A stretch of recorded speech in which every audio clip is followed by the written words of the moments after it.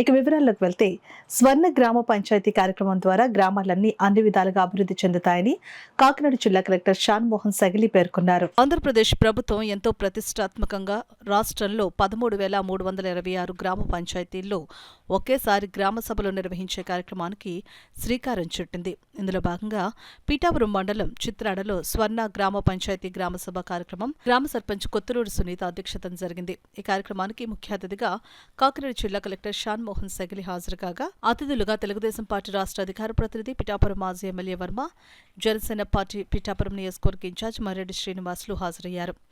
ముందుగా అధికారులు స్వర్ణ గ్రామ పంచాయతీ కార్యక్రమం గురించి ప్రజలకు వివరించారు. అదేవిధంగా గ్రామంలో చేపట్టబోయే ఉపాధి హామీ పనుల గురించి ప్రజలకు అధికారులు వివరించారు. అలాగే గ్రామంలో ఉన్న సమస్యలపై జిల్లా కలెక్టర్ షాన్ మోహన్ సగిలి ప్రజల్ని అడిగి తెలుసుకున్నారు. ఈ సందర్భంగా చిత్రాడ గ్రామంలో ఉన్న గ్రీన్ఫీల్డ్ లేఅవుట్ సమస్యలపై గ్రామ సర్పంచ్ కొత్తూరు సునీత జిల్లా కలెక్టర్కు ఫిర్యాదు చేశారు.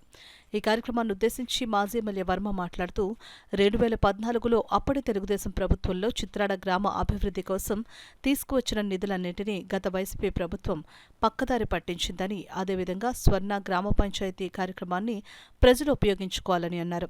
జనసేన పార్టీ ఇన్ఛార్జ్ మర్రెడ్డి శ్రీనివాస్ మాట్లాడుతూ ముఖ్యమంత్రి చంద్రబాబు నాయుడు, ఉప ముఖ్యమంత్రి కొణిదెల పవన్ కళ్యాణ్ ఆధ్వర్యంలో రాష్ట్రం అన్ని విధాలుగా అభివృద్ధి చెందుతుందని అన్నారు. బీజేపీ కాకినాడ జిల్లా ప్రధాన కార్యదర్శి గండి కొండలరావు మాట్లాడుతూ ఎన్డీఏ కూటమి ప్రభుత్వం ఆధ్వర్యంలో రాష్ట్రంలో ఉన్న గ్రామాలన్నీ అభివృద్ధి చెందుతాయని అన్నారు. జిల్లా కలెక్టర్ షాన్ మోహన్ సగిలి మాట్లాడుతూ ఏ సమస్య ఉన్నా గ్రామ సభల్లో చర్చించుకుని వాటికి పరిష్కారాన్ని వెంటనే చేపట్టవచ్చునని తెలియజేశారు. ఇంకో కొన్ని ఉంటాయి. ఎలాంటివి? ఫర్ ఎగ్జాంపుల్ మాకు లోన్స్, మా గ్రామానికి ఒక 100 లోన్స్ మాకు సబ్సిడీలో ఇస్తే మేము ఏదైనా ఒక అంటే గ్రూప్స్ కానీ లేకపోతే ముద్రా లోన్స్ అని చెప్పి అంటే వ్యక్తిగతంగా ఏదైనా కుర్రోళ్ళని పెట్టాలనుకున్నప్పుడు పెట్టచ్చు.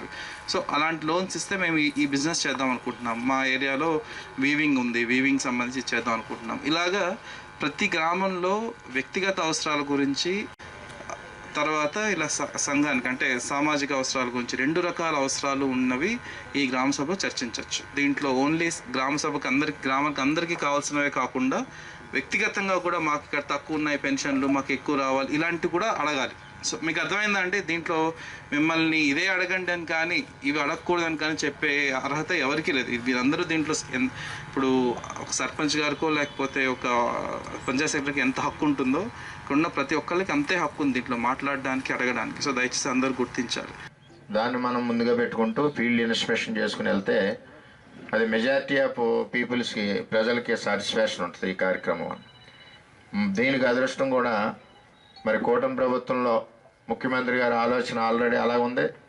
అలాగే మన ఎమ్మెల్యే కళ్యాణ్ గారికి మరి ఇదే శాఖ రావడం కూడా మనందరికి కూడా అదృష్టం. ఏంటంటే మిగిలిన నియోజకవర్గాల మీద ఒక 4 రూపాయలు ఎక్కువ మనం పెట్టుకునే అవకాశం కూడా ఉంటుంది.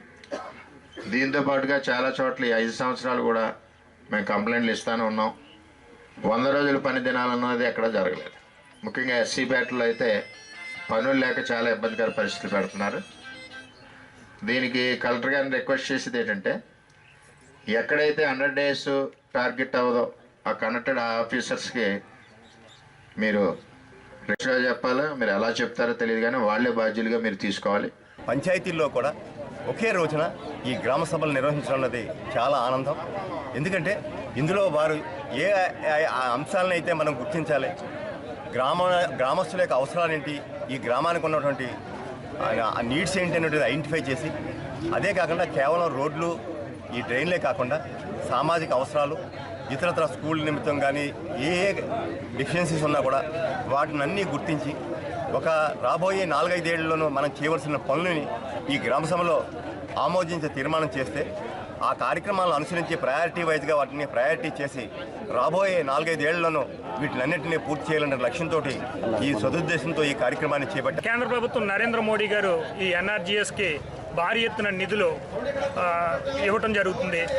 వాటిని ఉపయోగించుకోవడానికి ఒక చక్కటి ప్రణాళిక మన పవన్ కళ్యాణ్ గారు, గ్రామీణాభివృద్ధి శాఖ మంత్రి, మన నియోజకవర్గ ఎమ్మెల్యే గారు ఒక చక్కని ప్రణాళిక రూపొందించడం జరిగింది.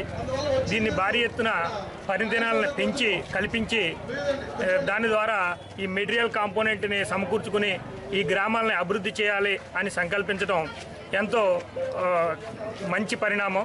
ఈ రకంగా ఇప్పుడు గ్రామాల్లో పరిస్థితి చూస్తే రోడ్లు కావచ్చు, డ్రైన్లు కావచ్చు, దారుణమైన పరిస్థితుల్లో ఉన్నాయి. వీటికి ఫస్ట్ ప్రయారిటీ ఇచ్చి వీటిని డెవలప్ చేసుకుని గ్రామాల్లో శానిటేషన్ మెరుగుపరుచుకునే విధంగా ప్రణాళికలు సిద్ధం చేశామని ఇప్పుడే కలెక్టర్ గారు చెప్పడం జరిగింది. చాలా చక్కటి ముందుగా మన మినిస్టర్ గారికి, మన ఎమ్మెల్యే గారికి థ్యాంక్స్ చెప్తున్నాను.